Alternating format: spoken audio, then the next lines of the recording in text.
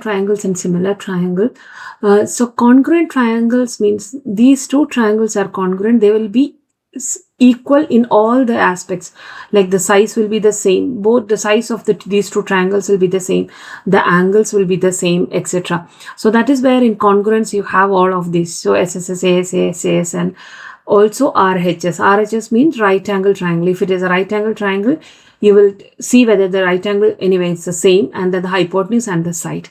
Okay. And then the second case is the similar triangle. The two triangles are similar if they look alike. So they may not be same as measurement, but they will be look alike. It will be like a smaller one and a bigger one. Okay. So in that case, if two triangles are similar, how do we prove that two triangles are similar? If three angles are the same.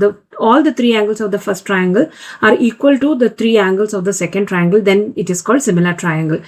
So instead of having to find out all the three angles, it is okay to find out two angles if two angles are similar, because if two angles are similar, by default the third angle will be similar.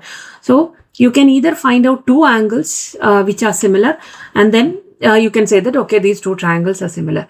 Now in the case of a similar triangle, the ratio of one side over the ratio of the other side will always be the same. So that is why in this case, in this picture, what you can see is the ABC and DEF are similar. So AB over DE. Okay, so the corresponding sides of the marked one, okay, the AB over DE will always be equal to BC over EF, and then it will be equal to AC over DF. So this ratio will always be the similar.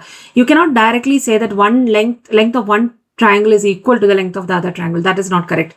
Only the ratio is similar. So please remember that concept of congruence and similar, because in geometry, in section geometry, they ask a lot of questions on congruence and similarity. So congruence, you have to find out corresponding sides or corresponding angles and all these things. When it is similar triangle, you work with two angles, like to find two angles of each triangle. If they are similar, if they are equal, then you can say it is a similar triangle.